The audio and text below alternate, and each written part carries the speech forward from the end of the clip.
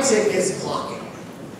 And your lips are talking, but your feet are mocking because they point the other way. Way away from me, make a way for me to get out of here is all I hear, though your lips speaks friendship and sunshine.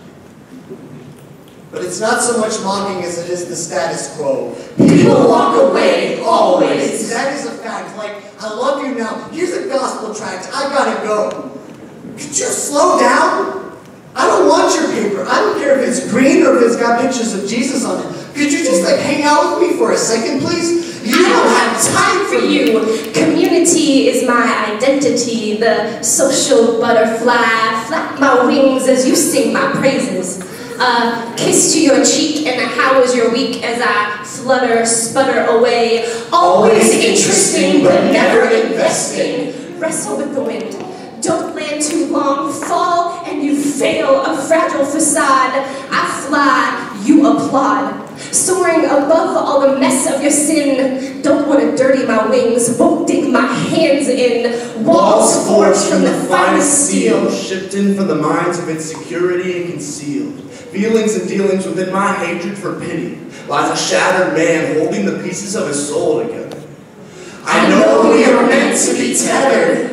But the strings of my heart are double tied to my pride, so in fact, the gravity of each situation pulls me into myself to hide, and wraps around my heart to create a harder, heavier adherence to your jabbing thoughts and soft-hearted accusations. You don't even know me. Am I carrying a toxic plague? I'm not the Grim Reaper, I'm not the police, I'm not selling anything. I brush my teeth. I keep up with personal hygiene, but they don't look at me, they look straight at the wall behind. 19 years I've been in this body, breathing and thinking with ideas and dreams. But in their eyes, I'm worth just as much as empty space. Galaxies, entities can't contain. Permanency. A problem almost as big as eternity. What do you mean community? How can I live in unity with these Christians when the infirmity of transiency is all that defines you and me? For it is a sickness. Pneumonia don't got nothing on whatever you got going on. Sneezing so hard that you got moved to another state. Just as soon as I thought we had a little something going on, you know what I'm saying? Totally platonic though, of course. Actually, I should say plutonic. As in, so far away and icy that you don't deserve the title of planet. Friendship and sunshine. I am a debtor societally, or I am rich with desire and requited in those pair of gems, or I am a fox, hunted by those hounds terrorizing adolescent forests with their baying. These feet are ships making birth in the port of the ocean floor. The percussion pulmonary in the homegrown studio of my chest makes beats, but it's indie music in the shadow of the radio hit of your high school reputation. My heartbeat is an MP3 you forgot to download it. On repeat. Frequently fun-front hangouts are clouded by a battle that blazes. Always the bench-warming best friend, which by society's standards labels me lesser than. And a sick, twisted voice that silently strokes.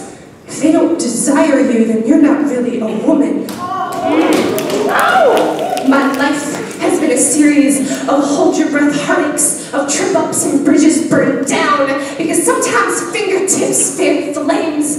But I've got this ideal of romance in my head. There is a love to be lavished, and I give my wings to fit in. Instead, ground level sees me as something to be ravished.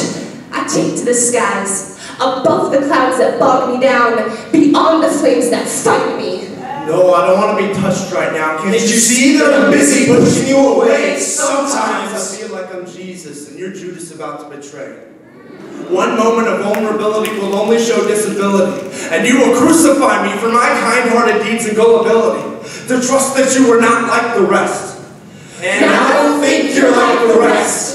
But I had me obsessed trying to configure the calculations in my chest and lungs as I inhaled your words of affirmation and exhaled the same to keep the thoughts of incrimination stacked against you.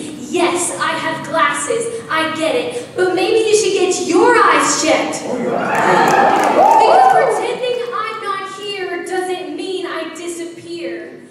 Years of occupying occupying a would-be empty chair, tolerating stares that everything would be better if I wasn't there. Well, I didn't grow up on this conveyor belt, so I dodged the candy coat, but the Jesus I know wasn't about this artificial sweetness processed so it looks amazing, but just one bite and you realize it was made to retain shelf life.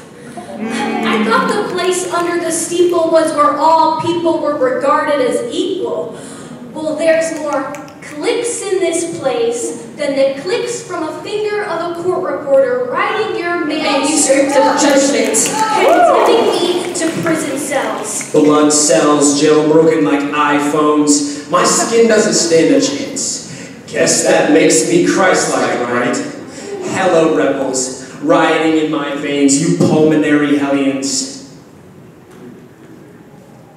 You pulmonary hellions. I check my pulse like I'm signing a truce with my anxiety. Guess that makes me a quitter. Are you sure this is what your church is supposed to be? Leaving just as soon as I thought we were starting to look like community.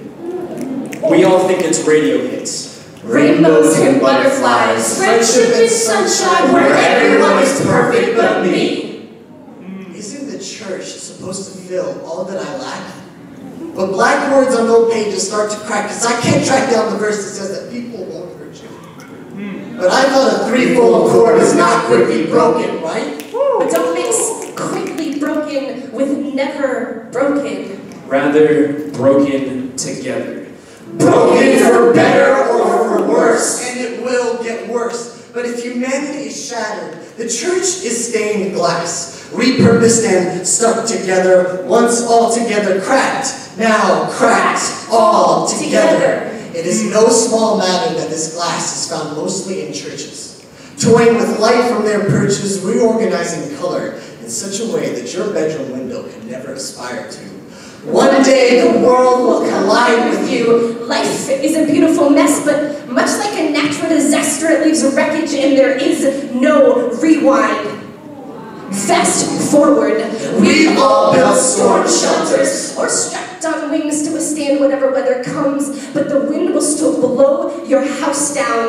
And I, for one, am tired of walking the wreckage alone. It's all fun and games till it's not. But this is not a game show. We're not contestants. This is real life, and we all learn lessons like, does your self-hatred reflect God? No. But do I? Yes, I confess that there are some amazing people in my life.